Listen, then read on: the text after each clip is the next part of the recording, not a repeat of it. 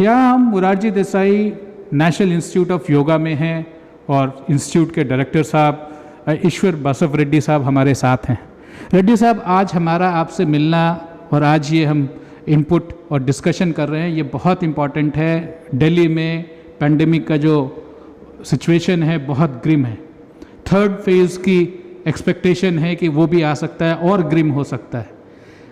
आपका क्या इंस्ट्रक्शन होगा, आइडिया होगा, सजेशन होगा कि कैसे ऑक्सीजन की जो किल्लत है, स्वास्थ्य का एकाएक नीचे गिरना है, कोविड तो बीमारी है लेकिन हम उससे कैसे बचाव कर सकते हैं, कैसे प्रिकॉशन कर सकते हैं और कैसे अपने आप को ठीक कर सकते हैं, क्योंकि हमारा बॉडी एक फैक्ट्री है, उसको हम कैसे ठीक कर सकते हैं कि ताकि हम कोविड को पहले दूर रखें, आ जाए तो उससे लड़ पाए और उससे निजात पाए और सक्सेस पाए। योगा में आप क्या कहना चाहेंगे? योगा में क्या है? लेकिन ये बात भी सच है, यदि आप भी कहते हैं कि यदि बीमारी हो तो इलाज सबसे पहले। यस, सबसे पहले इसमें मेरा राय 3 स्टेप्स में बताऊंगा।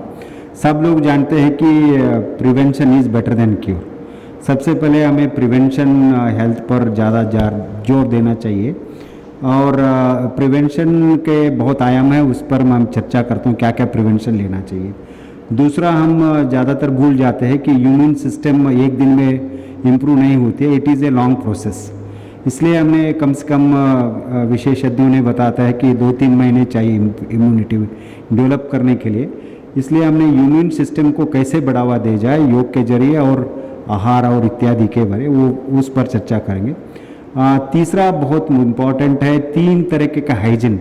One is physical hygiene, second one is mental hygiene, third one is social hygiene. इसके बारे में आज सबसे ज़्यादा ज़रूरत है। ज़्यादातर हम देखते हैं कि हाइजीन के बारे में बात करते हैं, लेकिन आपने सोशल मीडिया में और अलग अलग मीडिया में देखते हैं हाइजीन के बाद सिंपल पीपीटी किट पहनने से हम उसको रोकना नहीं कर सकते। बहुत सारे गवर्नमेंट ऑफ इंडिया का, minister of health and welfare का, आयुष मंत्रालय का और राज्य सरकारों का दिशा निर्देशन है हाइजीन के बारे में देना है। ये 3 चीज़ें, प्रिवेंशन के लिए क्या करना है और हमारा जो इम्यूनिटी बढ़ाने के लिए क्या क्या उपाय करना चाहिए, और दूसरा है कि जो हाइजीन है, हाइजीन मेंटेन करना है।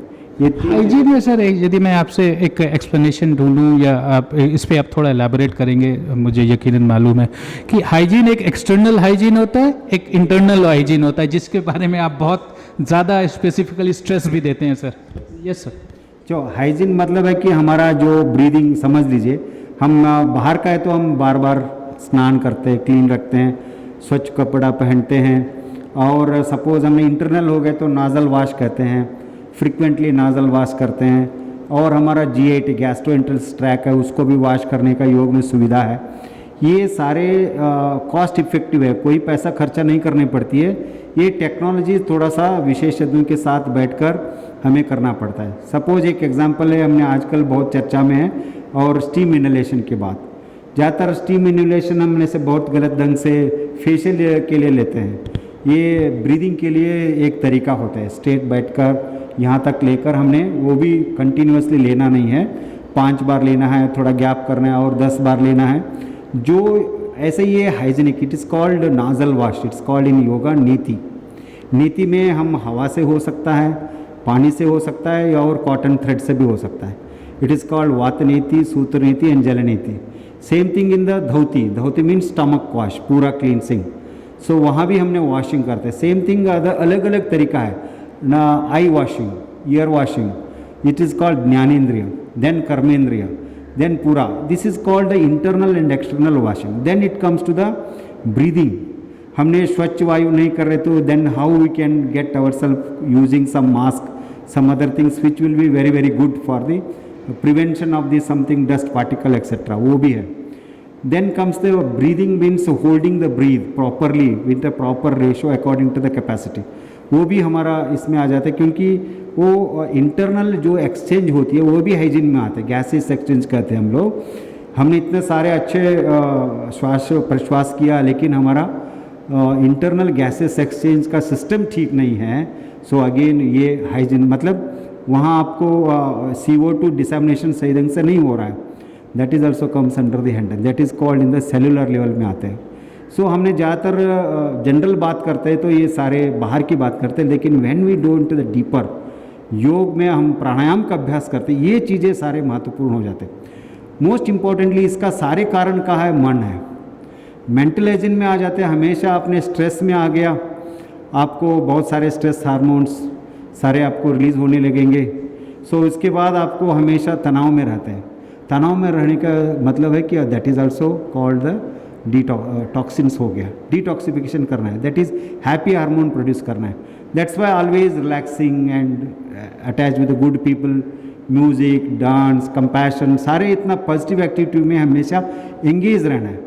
और ideal mind is a devils workshop कहते हैं। सो आइडियल कभी भी माइंड को रात में 6 घंटे सोने के लिए बाद में माइंड को एक के बाद एंगेजमेंट करना है। मेरे पिताजी बोलते थे बचपन में, व्हाट इज़ रेस्ट और relaxation, change of work is the relaxation. हमारा मन को एक के बाद कंटिन्यूसली एक ही काम नहीं करना है, लेकिन उसको काम बदलना है। मैं एक फाइल देख रहा हूँ, उसके बाद दूसरा चेंज हो गया, मेरा एटीट्यूड चेंज होता रहता है। इसलिए change of work, change of attitude itself it is A mental hygiene. वहाँ उसके साथ साथ मैत्री, करुणा, मुदिता, उपेक्षा, योग में बहुत सारी चीज़ें बताया है, how to improve the quality of thinking, positive thinking, उसको अभ्यास करना है। मैंने कोई सुख में है उनको मैत्री करना है, बोलना आसान है लेकिन उसको इम्प्लीमेंट नहीं कर सकते। उसके लिए हमने कोई भी ऐसे आसन है, आप उस आसन से मैत्री करने लगेंगे, आप सुखी लगेंगे। सो आसन के जरिए हमने ये सारे कैरेक्टरिस्टिक्स से अपनाते हैं। ये बात नहीं कि हमने फिलॉसफी बोलने के लिए, फिलॉसफी को हम प्रैक्टिस में, टेक्नोलॉजी करके प्रैक्टिस में बदलते हैं। That is the beauty of yoga, then only will have the behaviour change. Sir आपने तो 5 पॉइंट इजाद किए हैं कि आज की वस्तु स्थिति, आज की डिफ़िकल्ट सिचुएशन पूरी दुनिया में है। ये कहीं भी पूरी दुनिया में आपकी बात सुनी जा रही है, कहीं भी ये प्रैक्टिस करेंगे तो वो एक तो कोरोना की महामारी से बचे रहेंगे, हो गया तो उससे कम इम्पैक्ट होगा, और यदि बहुत ज़्यादा डिफ़िकल्ट है तो उनकी जो श्वास की प्रक्रिया चलेगी तो और थोड़ा सा उनको रिलैक्सेशन भी मिलेगा। थोड़ा उसके बारे में बताएं सर, जो 5 पॉइंट आपने इजाद किए। अच्छा, सबसे पहले ये प्रैक्टिकल है, जो मैंने बताया जनरल बात किया। अब नो कम से कम आ जाइए। एक्चुअली हर रोज़ मैं क्या करता हूँ, मेरे जैसे बहुत सारे हेल्थ वर्कर्स हैं और हेल्थ केयर वर्कर्स है, हम कोविड पेशेंट के साथ करते हैं, कोविड कंडीशंस में काम करते हैं। तब हमें क्या क्या करता है, मैं हमेशा फर्स्ट ऑफ ऑल मैं सवेरे और शाम को कम से कम minimum 5 minutes to 10 minutes steam inhalation करता हूँ, वर्क सिस्टमेटिकली स्टीम इनहेलेशन। अब मैं बाहर में नहीं जा रहा हूँ, घर में ही रहता हूँ, शाम को नहीं करता हूँ। Steam inhalation has become the part of my routine. Morning दंत दोहन करता हूँ, I wash my face and take the bath, and steam inhalation has become one of my routine activity. So वो भी आप प्रॉपर टेम्परेचर में 5 minute 10 minute steam inhalation करते हैं, और including nose and also throat, मुंह से भी नाक से भी ये सिस्टमेटाइज करके सीखना पड़ेगा। That is one. जो मैं बाहर घूमता हूँ, स्पेशली कोविड कंडीशन स्थिति में मैं घूम कर आया हूँ, तब मैंने मेरा कपड़ा वगैरह सही ढंग से बाहर सेपरेट रखकर हाथ मुंह धोकर स्नान करके मैं अगेन स्टीम इनहेलेशन करता हूँ। This is very very vital in my opinion, and all of our yoga people will do it, and many of us are working with Covid patients, इसके बावजूद भी वो स्वस्थ है। दूसरा है कि हमें प्राणायाम, सवेरे हमने 30 मिनट्स का प्राणायाम है, डिज़ाइंड वेल डिज़ाइंड प्राणायाम कहते हैं। हमने पहले ये नाजल पैसेजेस को क्लीन करते हैं वात नीति करके, बाद में कपालभाति करके डायफ्राम वगैरह इम्प्रूव कर लेते हैं। उसके बाद अनुलोम विलोम या नाड़ी शोधन प्राणायाम वो रेशो पर करते हैं, 6 इनहेलेशन 3 रिटेंशन, 6 एक्सहेलेशन 3 रिटेंशन। ये एक रिदम होता है, ये 8-10 दिन में एक रिदम आ जाती है। ये रिदम के साथ मिनिमम 10 बार करना है। इसमें क्या होता है कि हमारा सिंपैथेटिक पैरासिम्पैथेटिक बैलेंस होता है। अभी स्ट्रेस में, एंग्जाइटी में सिंपैथेटिक एक्टिविटी बढ़ जाती है, that will have the impact on the immunity. So इसलिए वो हमेशा ये बैलेंस रहता है। नाड़ी शोधन प्राणायाम 10 बार किया तो 8 घंटे तक उनका मिनिमम 8 आवर्स टू 10 आवर्स उसका इम्पैक्ट रहता है। मतलब ये सबसे पहले आपने प्रिवेंशन कर दिया, डैमेज हो रहा है, अब उसको रुकने का ताकत आ गया। दूसरा है कि आपने उसके बाद हमने 10 उज्जाई प्राणायाम करते हैं, वो भी 6-3-6-3 रेशो पर। सो हमने ये 3 महीने तक 90 दिन तक 1000 लोगों के साथ मैंने खुद अभ्यास करके लास्ट पेंडेमिक जरिए हमने तैयार करके उसको रिसर्च किया हेल्थ केयर वर्कर के साथ। बहुत अच्छा रिजल्ट है, हमें रिसर्च पेपर पब्लिश होने वाला है। सो कहने का मतलब है कि उज्जाई प्राणायाम में क्या होता है कि आपका अब्जॉर्प्शन अवेयरनेस बढ़ती है। Pranayama is not only breathing, it is a deeper awareness बढ़ती है कि जब आप डीपरली सेंटर में लेने लगेंगे it will reach out to the lower part of our lungs, deeper parts. हमने ये जो ज़्यादातर शॉर्ट ब्रीदिंग करते हैं, ब्रीद होल्ड नहीं करते, it is only some part of our lungs are taking part. जब हम उज्जाई डीप में करने लगेंगे then the entire lungs, all the air sacs etcetera they are opening up, so that is most important. तीसरा है कि उज्जाई के बाद हम भ्रामरी करते, it is a merger. Bhramari करते करते पूरा जहाँ जहाँ रोकथाम है उसको पूरा रेजोनेंस इफेक्ट से वो पूरा नलीफाई हो जाती है। जो रेस्पिरेटरी सेंटर्स है ब्रेन में वो भी सरलता में आ जाती है। Absorption of the elimination of carbon dioxide and absorption of the oxygen बढ़ जाती है। It is called proper gaseous exchange. तो सर यदि मैं ये संदर्भ में लाऊं कि अभी लंग्स के कोरोना सबसे ज़्यादा इम्पैक्ट करता है लंग्स को, और लंग्स को यदि आप ठीक रखेंगे, हम ठीक रखेंगे, तो शायद हमारा कोरोना से वास्ता ना हो या हम उसको चेक कर सकते हैं। आपने कहा कि हम एयर सैक्स जो लंग्स में हैं उसके लास्ट यूनिट तक हम पहुँचें लंग्स के अंदर, तो उससे वो ज़रूरी है। और शायद जो आप एक्सरसाइज बता रहे हैं या प्राणायाम बता रहे हैं, जो योगा बता रहे हैं, इससे शायद बहुत ज़्यादा इम्पैक्ट पड़ेगा और बहुत लाभान्वित होंगे जो इनको आपकी बातों को सुन रहे हैं या उसको क्रियान्वयन में लाएंगे। नॉर्मल ब्रीदिंग में क्या होता है, नॉर्मल ब्रीदिंग में हमने 3 सेकंड एवरेज 3 सेकंड में एक ब्रीदिंग होती है। जो मैं बता रहा हूँ 6 इनहेलेशन से 6 सेकंड तक श्वास लेंगे, 3 सेकंड ही हमने नॉर्मल की। हमारे योग वाले उसको 24 सेकंड 32 सेकंड तक रोकते हैं, आधा मिनट से ज़्यादा रोकते हैं। लेकिन हम नॉर्मल मैन के लिए ये 8-10 दिन में आ जाएगा। 6 सेकंड सांस ले, 3 सेकंड अंदर रोक ले, 6 सेकंड बाहर श्वास छोड़ दीजिए, बाहर भी 3 सेकंड दे दे। टोटल कितना हुआ? आपने जो लिया है 6 सेकंड उसको 12 सेकंड यूज़ कर रहे हैं। एफिशिएंसी क्या है? कम इन्वेस्टमेंट करना, ज़्यादा लाभ लेना है। आप जो 6 सेकंड श्वास लेते हैं उसको 12 सेकंड तक हम उन्हें यूज़ कर रहे हैं। तो क्या होता है कि आपका अंदर में जो एयर सैक्स है सारे आपको मैक्सिमम ऑक्सीजन है उसको यूटिलाइजेशन चालू कर लेते हैं, सिस्टम एफिशिएंसी बन जाती है। इसलिए हमने ज़्यादातर अंदर रोकने का और बाहर रोकने का जो प्रक्रिया है योग में वही प्राणायाम है।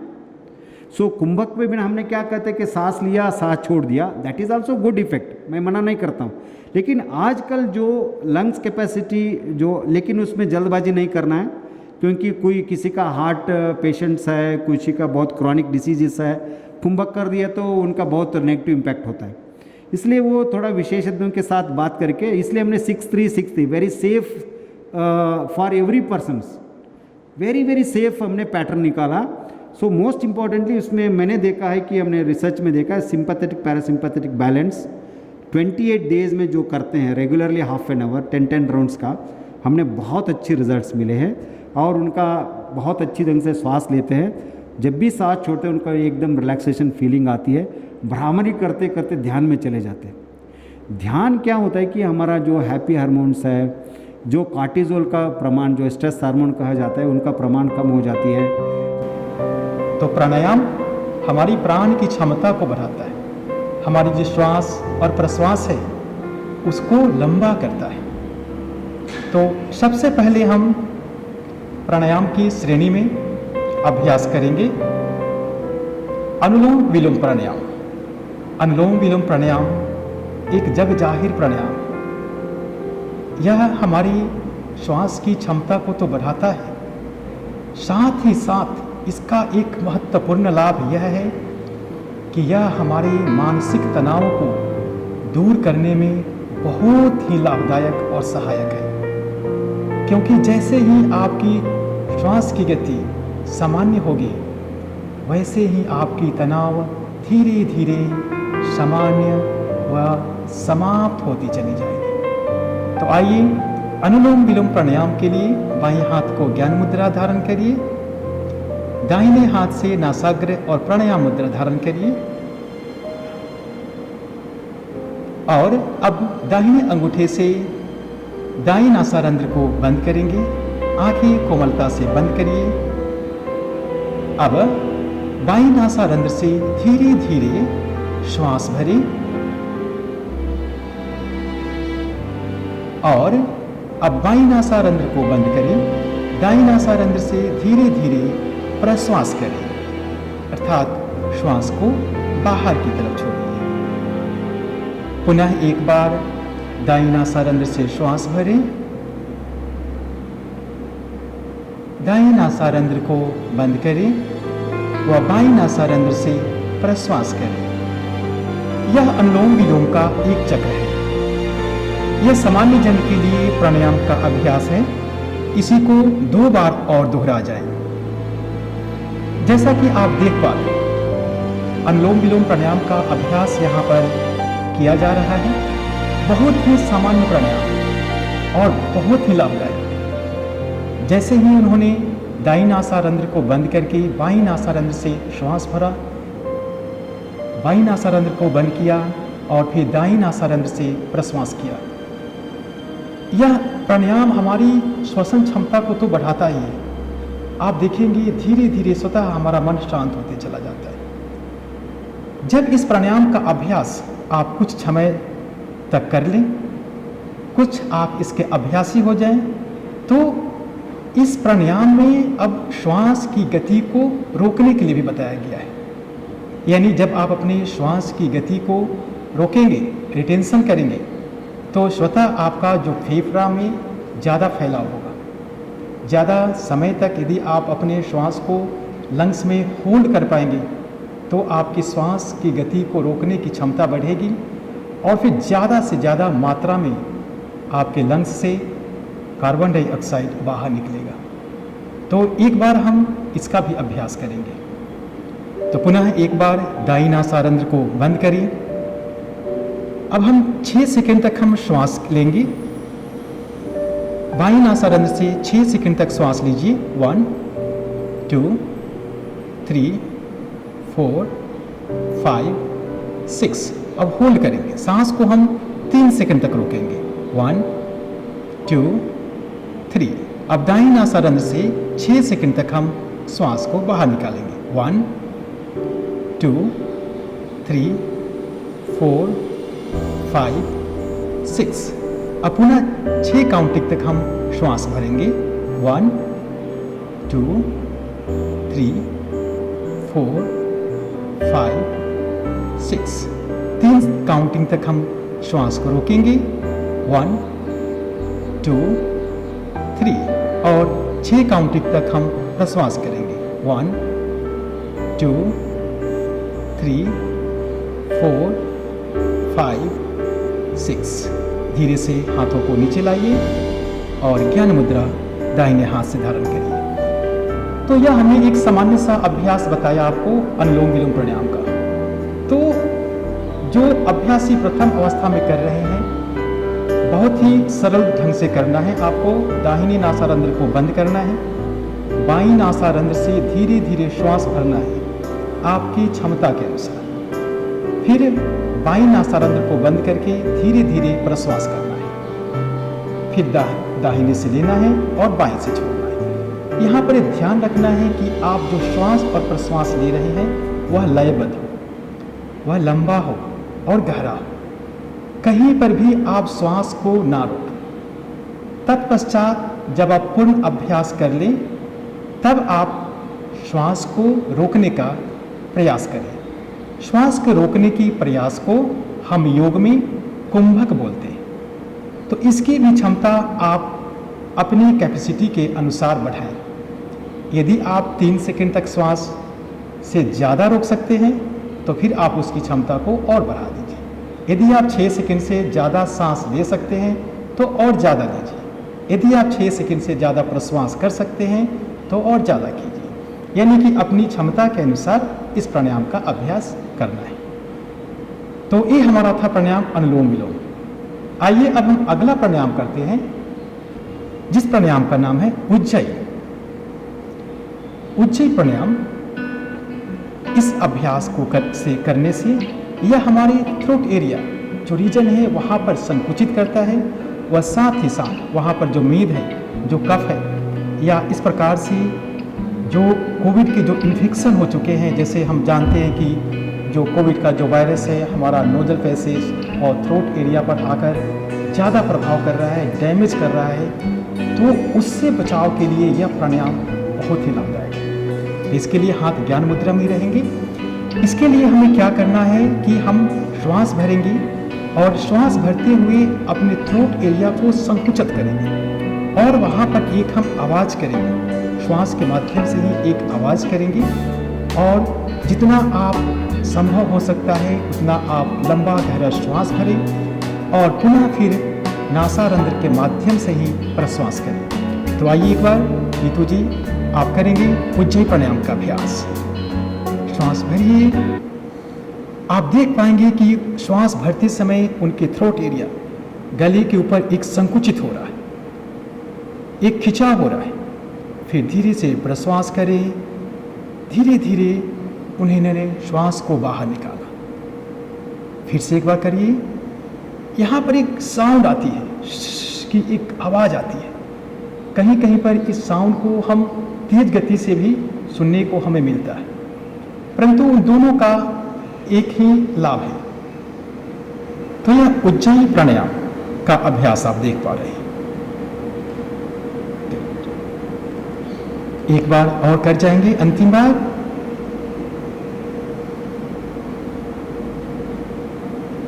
प्रश्वास करें और विश्राम करें। प्राणायाम का ये उज्जयी जो प्राणायाम किया अभी हमने, तो इसका प्रभाव तो हमें जो हमारा थ्रोट एरिया है, गले पर तो हो रहा है, साथ ही साथ हमारा जो नोजल पैसेज है वहाँ पर भी इसका एक अच्छा प्रभाव हो रहा है। और सिर्फ वहीं पर नहीं हो रहा है, जैसे ही हम डीप ब्रीदिंग कर रहे हैं, यानी कि हम लंबा गहरा श्वास ले रहे हैं, तो आपने देखा होगा लंग्स भी हमारा ऊपर की तरफ आ रहा है। तो यानी कि अधिक मात्रा में ऑक्सीजन भी हमारे लंग्स में जा रहे हैं, और जब अधिक मात्रा में ऑक्सीजन लंग्स में जाएंगे तो लंग्स को मजबूत करेंगे ही करेंगे, वह साथ ही साथ हमारे लंग्स से, शरीर से जो कार्बन डाइऑक्साइड है उसकी मात्रा ज़्यादा से ज़्यादा बाहर निकालेंगे। तो ये थी हमारे उज्जयी प्राणायाम। उज्जयी प्राणायाम के बाद हम प्राणायाम का अभ्यास करेंगे जिसका नाम है भ्रामरी। भ्रामरी अर्थात भंवरे की तरह गुंजन। जैसे आपने देखा होगा जब झुंड में भंवरे चलते हैं तो वहाँ पर उनकी जो एक आवाज़ आती है, एक गुंजन आती है, उसी प्रकार से इस भ्रामरी की आवाज़ आती है। तभी इस प्राणायाम का नाम भ्रामरी बताया गया है। भ्रामरी प्राणायाम करने से हमारा नोजल पैसेज, थ्रोट काफ़ी अच्छा इसका प्रभाव तो पड़ता ही है, साथ ही साथ यह तनाव को दूर करने में, तनाव को समाप्त करने में बहुत ही महत्वपूर्ण प्राणायाम है भ्रामरी। तो आइए भ्रामरी प्राणायाम के लिए हम दोनों नासारंध्र से लयबद्ध लंबा गहरा धीमा श्वास भरिए और प्रश्वास करते हुए भ्रमर के समान मकार ध्वनि का उच्चारण करिए।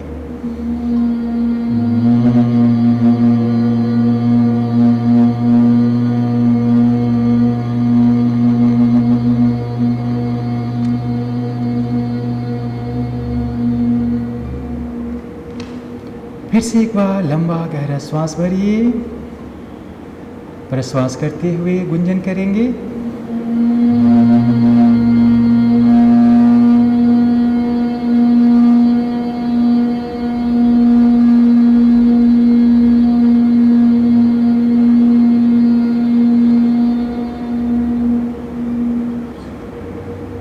फिर से लंबा गहरा श्वास भरिए, श्वास छोड़ते हुए पुनः गुंजन का आवाज करिए।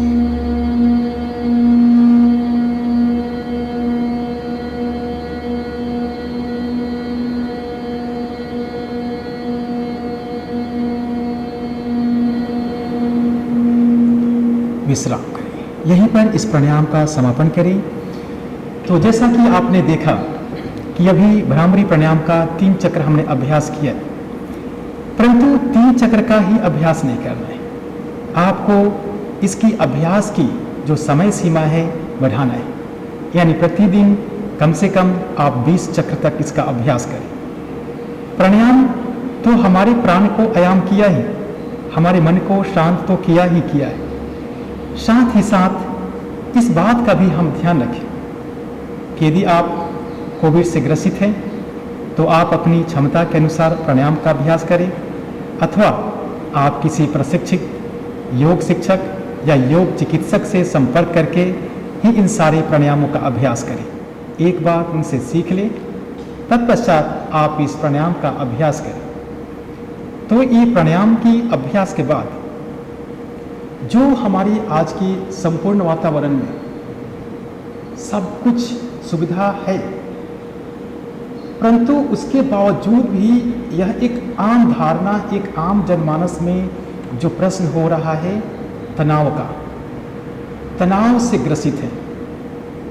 आपने देखा होगा बहुत सारे न्यूज आए हैं, रिसर्च हुए हैं कि लॉकडाउन के समय, कोविड के समय जो व्यक्ति घर में, उनके परिवार में पहले से ज़्यादा जो समस्याएं हो गई, आपस में जो लड़ाई झगड़े जो होते हैं, जो पहले कम होता था वो ज़्यादा हो गया। क्यों ज़्यादा हो गया?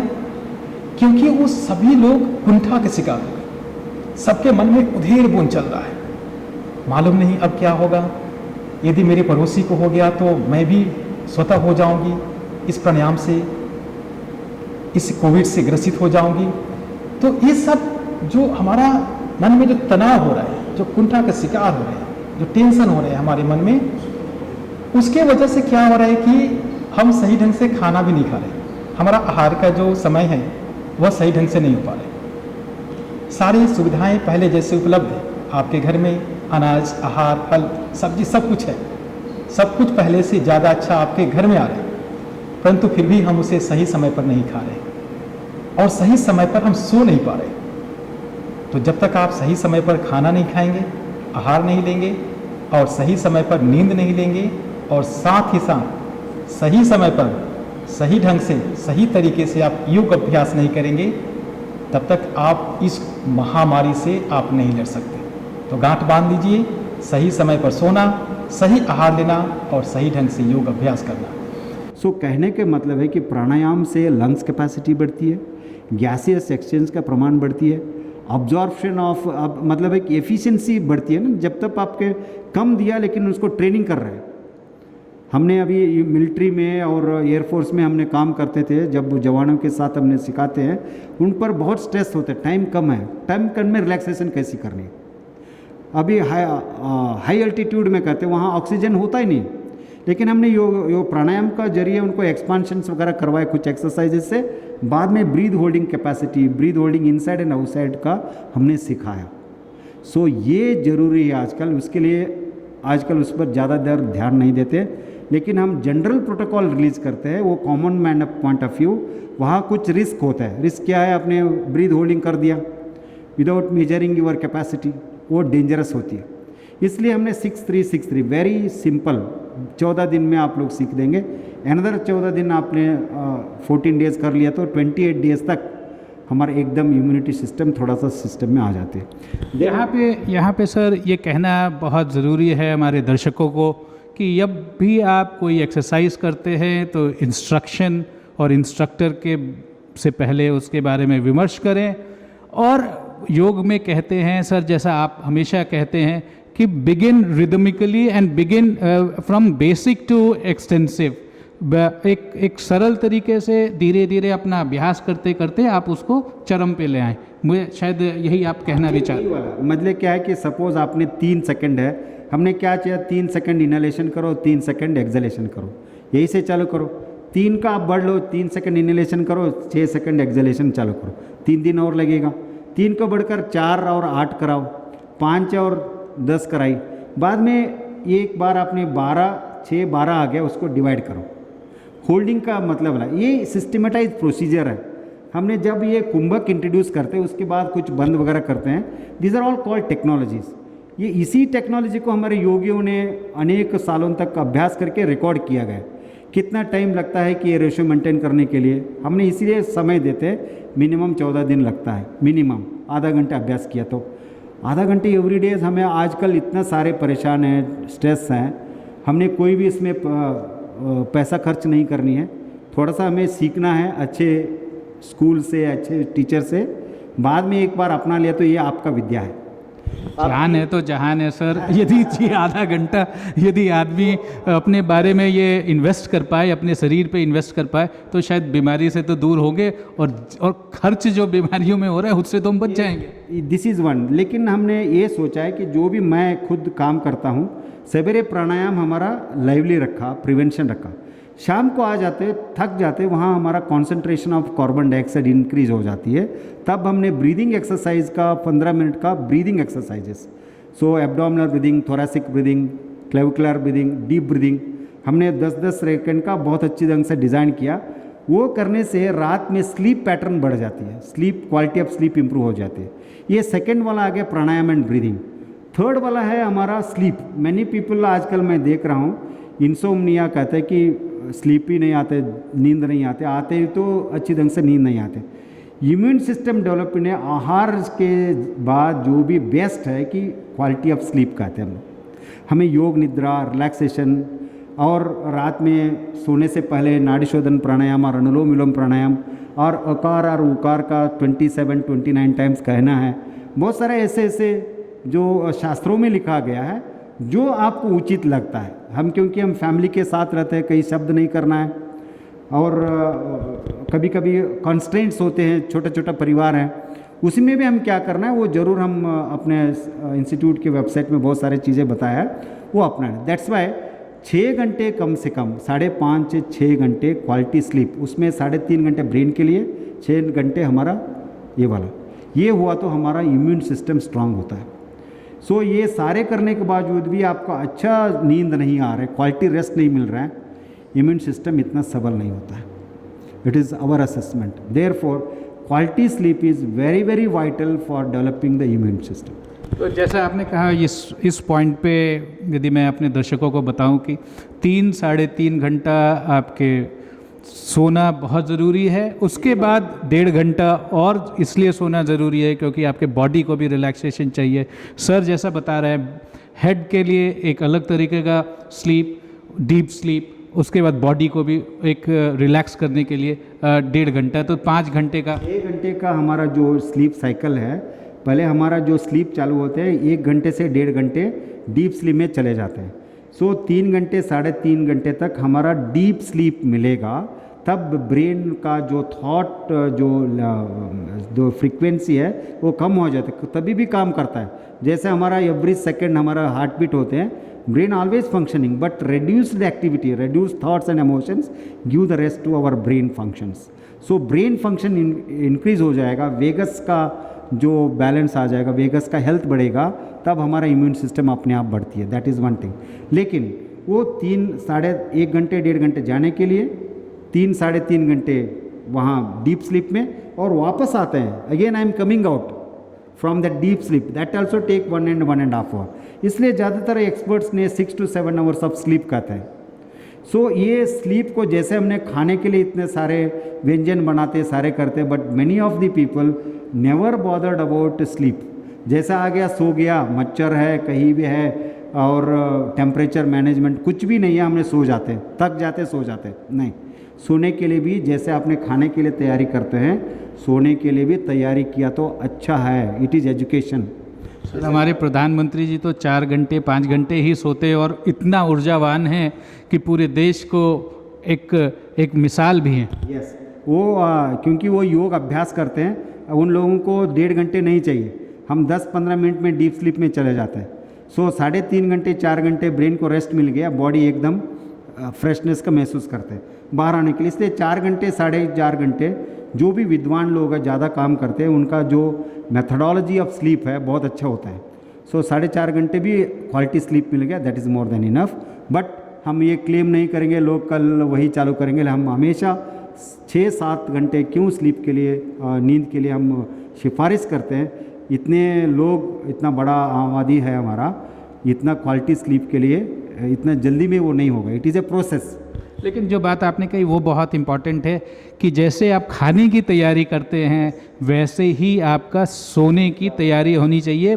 कहने का मतलब है सोना कितना ज़रूरी है कैसे सोएं, कितना सोएं और कितना उससे आप एनर्जी गेन कर पाएं।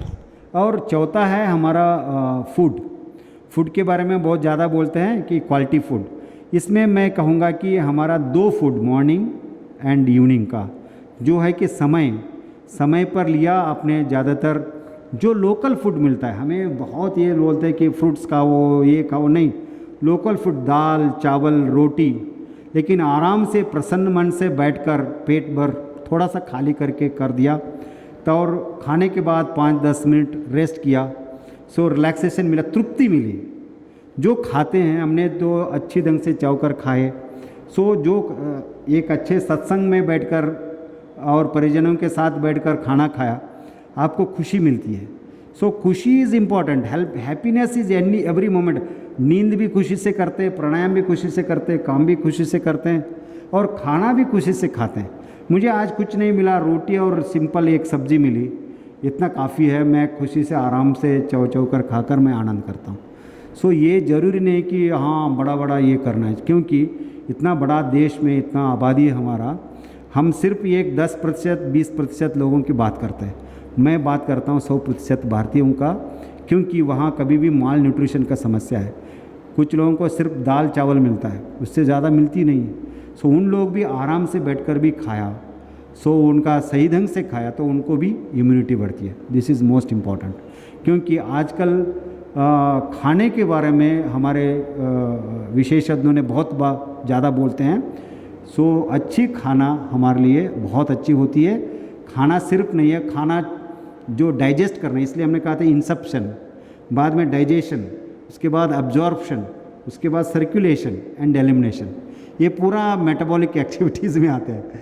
सो सिर्फ खाना नहीं है, खाने को डाइजेस्ट भी करना, उसको अब्जॉर्ब भी करना है, सर्कुलेट भी करना है और वेस्ट प्रोडक्ट को बाहर निकालना है, तभी मुझे ऊर्जावान। इसके लिए हमने कुछ एक्सरसाइज, हमने धनुरासन, वक्रासन, अर्धचक्र, अर्ध मत्स्येंद्र आसन, बहुत सारे ऐसे ऐसे आसनों से हमारा ये सारे प्रक्रिया ठीक हो जाती है।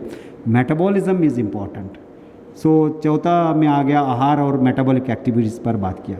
आहार सर इसलिए भी इम्पोर्टेंट है कि वो हमारी इंजन, यदि शरीर को इंजन माने तो उसके लिए वो ईंधन है, और ये जो आपने कहा कि उस ईंधन का पूर्ण रूपेण हम उसका ऊर्जा अपने शरीर के अंदर संचयित कर पाएँ, स्टोर कर पाएँ, रिसीव कर पाएँ। I think this is what you mean. ये सही है, लेकिन आहार में ये भी आता है पानी, वाटर इज़ आल्सो रिसोर्स है। सो इसलिए ज़्यादातर लोग ये पूरा प्रक्रिया में, योगियों ने पहले, आप जानते हैं, बहुत दिनों तक खाना भी नहीं खाते।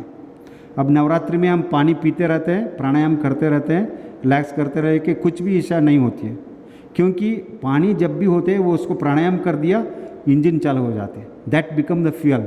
इसलिए सही वक्त पर बार बार पानी पीना, अच्छा पानी पीना भी आजकल बहुत जरूरी है। Pani it is another matter, pani is water is hydration वगैरह सारे हैं। Pani is very very important, vital important. कम से कम 3-4 लीटर पानी हमेशा देने से हमारा जो सिस्टम ठीक होता है, इंजन ठीक चलती है। अदरवाइज इंजन एकदम हीट हो जाती है, सारी होती है।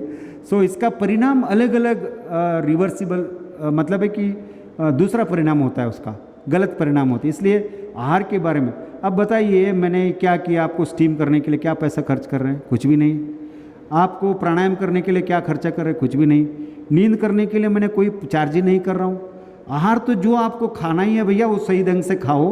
पानी या तो मुफ्त में मिलती है, सही ढंग से उसको, अच्छा नहीं है तो बॉयल करके पी लो, इतना तो करना है। चौथा है, आप परिवार में रहते हैं, सबसे पहले अपना स्वस्थ रखो, अपना परिवार में कुछ तो कुछ सेवा करो, समाज के लिए कुछ तो कुछ करो।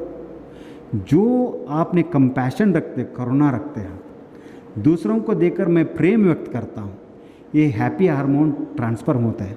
आजकल क्या हो रहा है कि ये सारे टीवी माध्यम से मैं निवेदन करता हूँ, ज़्यादातर आजकल मैंने टीवी देखना बंद करना चालू कर दिया, क्योंकि जेते ही मैंने शव का, इनका भयानक दृश्य में देखते देखते घबराहट आ जाती है, एंग्जाइटी बढ़ जाती है। इसलिए हमने अच्छे बातें करो, अच्छे मैंने, आप ये सोचिए, ये कोरोना हुआ था, वो कैसे सर्वाइवल हुआ, वो मरने वाला है तो ठीक है, लेकिन आप उसको बहुत हाईलाइट कर, 24 घंटे वही देखते रहते हैं हम लोग, भय होता है। That is also in the social में, जो आपने ये वाला थॉट्स होते हैं ना, सपोज आपने वेवलेंथ कहते हैं, रेडियो वेव्स आती हैं, आपका सारे वेव्स चलते हैं, आप जानते हैं, लेकिन आप जो अच्छे सोचते वो भी वेवलेंथ है।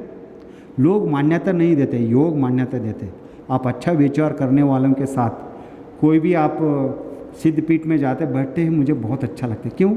वहाँ लोग बैठने वाला हमेशा अच्छा सोचते हैं, प्रेम से बैठते हैं। आप मंदिर में क्यों आपको समाधान मिलता है?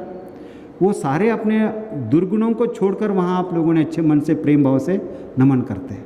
आस्था अपने स्वास्थ्य के लिए भी है, शरीर के लिए भी है, आस्था पूजा के लिए भी है, आस्था इबादत के लिए भी है, आस्था प्रेम के लिए भी है। कहने का मतलब है कि एक बार हमने जन्म लिया, मरना ही है, मरना ही है। कोई भी यहाँ रहने के लिए परमानेंट अतिथि नहीं है यहाँ। सो लेकिन इस संदर्भ में हमें देखना है कि धैर्य रखना है। ये कुछ चीज़ें मैंने 5 चीज़ें मैं फॉलो कर रहा हूँ। जहाँ जहाँ मुझे मौका मिलता है वहाँ मैं इससे पूर्ण ढंग से अप्लाई करके सेवा करता हूँ।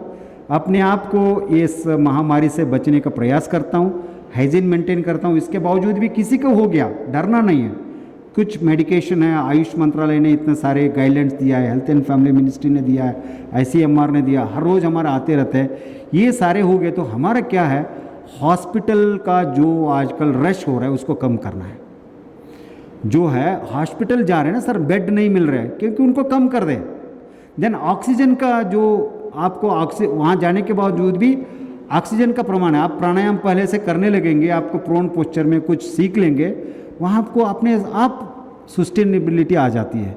सो ये सारे आजकल का जरूर है इन माय ओपिनियन। इसके हमें अरबों रुपए हम उसको बचा सकते हैं। उससे ज़्यादा पैसों से ज़्यादा हमारा जान है, जान को बचा सकता है। इसके अलावा इतना हमारा हेल्थ इंफ्रास्ट्रक्चर होने के बावजूद भी ये महामारी पब्लिक हेल्थ अवेयरनेस, जो प्रिवेंटिव मेजर्स, इसके अलावा बहुत सारे हैं। मैंने ये 5 चीज़ें हैं जहाँ हमारा कॉस्ट ही नहीं है, एक पैसा भी कॉस्ट नहीं। थोड़ा सा सीखने में कुछ मदद चाहिए, वो तो हम ऑनलाइन में भारत सरकार के आयुष मंत्रालय और हमारा इंस्टीट्यूट ऑनलाइन में जब चाहिए हम फ्री में देते हैं। सारे हमारा एवरीडे 6-6, 8-8 क्लासेस फ्री में चलता है। सो उनको देख कर करें, कुछ प्रश्न पूछे, हो सके तो हम इंडिविजुअल ऑनलाइन क्लासेस लेकर सलाह देने का प्रयास करते हैं। कहने का लास्ट में ये की है, ये महामारी से डरना नहीं है, लेकिन आपने प्रिकॉशन नहीं लिया, अनदेखी किया, वो महामारी को हम आह्वान कर रहे हैं। आह्वान मत करो, उसके ऊपर में योचन ही बंद करो, प्रिकॉशन करो अच्छी ढंग से। जो मैं 5 सूत्र बताया, मैं inhalation, steam inhalation, pranayama morning and evening, and quality sleep, और आहार और वाटर, एंड तीसरा है कि मैं जब भी रहता हूँ ज़्यादातर मैं एंग्जाइटी फ्री, अच्छे विचार, अच्छे भाव से, प्रेम से व्यवहार करता रहता हूँ। इससे समाज में एक हैप्पीनेस पैदा होती है। एक के बाद एक के बाद एक के बाद बढ़ते जाएंगे, देन दिस महामारी अपने आप में थमने का संभावना है। आदरणीय, आज जो आपने बातें बताई, 5 प्रमुख बातें बताई, कैसे हम अपने आप का शरीर का एक, यदि उसको मंदिर कहते हैं, उस शरीर रूपी मंदिर को हम कैसे और ठीक कर सकते हैं, कैसे उसको निरोग रख सकते हैं, ये बातें पूरी दुनिया में किसी को भी बहुत ज़्यादा मेहनत करके सीखना नहीं है। पूरी दुनिया में भाषा कोई भी हो, जगह कोई भी हो, और हम ये देख रहे हैं ये महामारी जो पैंडेमिक है ये पूरी दुनिया में है, ये सिर्फ हिंदुस्तान के लिए नहीं है। आयुष का हो, ट्रेडिशनल मेडिसिन हो, वेस्टर्न मेडिसिन हो, मॉडर्न मेडिसिन हो, सभी लोगों ने प्राणायाम और ध्यान के बारे में कोई ने आपत्ति नहीं की। सो ये जरूरी है कि सब लोग जानते हैं इससे आपका होता है। लेकिन हमने कभी कभी एक लॉबी होती है, फार्माकोलॉजी लॉबी होती है, बहुत सारी चीज़ें हैं, हम उस पर बात नहीं करते हैं। लेकिन स्वयं निर्भरता, अपने आप को मैं ठीक हूँ। सो आज मैं हमेशा मेरे विद्यार्थियों को, मेरे सहयोग को बताएं, आज आपको कंट्रीब्यूशन देश के लिए क्या है। मैं अपने आप को स्वस्थ रखता हूँ, हेल्थ केयर सिस्टम में मेरा कोई बोझ नहीं बढ़ेगा, और मेरा जो है स्वयं निर्भर हो जाए, मेरे देश के ऊपर मेरा बोझ नहीं है। आप ऐसे फौजों को तैयार कर देंगे तो हमारा बोझ नहीं है। क्योंकि मैं बीमार पड़ूंगा, then I will go to the hospital, hospital का जो बोझ बढ़ेगा, सो मैं टैबलेट्स का, मेडिसिन का बोझ बढ़ेगा। सारे चीज़ें हैं, ये सब छोटी छोटी चीज़ें हमने अवेयरनेस जागरूकता हमारा योग विद्यार्थी उनसे जरिए करने का प्रयास कर रहे हैं। सो ये एक आंदोलन जैसे बन गया हमेशा। इसलिए जब भी हमारा माननीय प्रधानमंत्री जी के इसलिए शुक्रगुजार हूँ, जब भी वो 10 बात अच्छे बात किए हैं उसमें एक बात जरूर योग के बारे में बात करते हैं। सो इतना सोच में रस में योग, क्योंकि वो योग को जीते हैं। सो हमने इसलिए, वो हमारा प्रधानमंत्री है इसलिए हम उसको प्रशंसा करते हैं, इससे बात नहीं है। हमने जो भी योग की बात करते हैं वो ज़िंदगी की बात करते हैं, लाइफ की बात करते हैं, ऊर्जा की बात करते हैं, वो प्रोग्रेसिव विचार की बात करते हैं। ऐसे कोई भी हो हम उसको आदर करते हैं। इसलिए एक महान देश का प्रधानमंत्री जी हर मन की बात देख लीजिए, 10-12 मन की बात में कम से कम 3-4 मन की बात में वो ज़्यादातर योग के बारे में 100% बोलते हैं। सो कहीं भी देश में खुद बोला है कि मैं विदेशों में जाता हूँ, भले जो हमारा उनका सहयोगी काउंटर पार्ट कहते हैं हम लोग, वो लोग योग के बारे में ज़रूर माननीय प्रधानमंत्री जी से पूछते हैं। मतलब है कि लोगों में विचार है। इन्हीं के साथ साथ इस जन जागरूकता करने के लिए आपका टीवी, आपका माध्यम जो भी चैनल काम कर रहे हैं, मैं आपके लिए मेरे संस्थान की ओर से, हमारी ओर से बहुत बहुत अभिनंदन करता हूँ। ये इस कार्य में हम सारे मिलकर समाज सेवा में एक मौका मिलता है, उसके लिए मैं आपका आभारी हूँ। धन्यवाद। जन सेवा, समाज सेवा, और आप तो मिसाल हैं सर, जिसको पूरी दुनिया में आप तो रिसर्च करके वो डेटा लेके आए। आपने योग के माध्यम से पूरी दुनिया को आरोग्य हो पाए, इसके लिए आपने जो प्रण लिया है। बासव रेड्डी साहब, आप सराहनीय हैं, आपके कार्य सराहनीय है, आपकी संस्था पूरी दुनिया में इसका नाम और रोशन हो रहा है। With camera person Rajesh Tripathi, Pranav Prakhar, reporting for vision television world.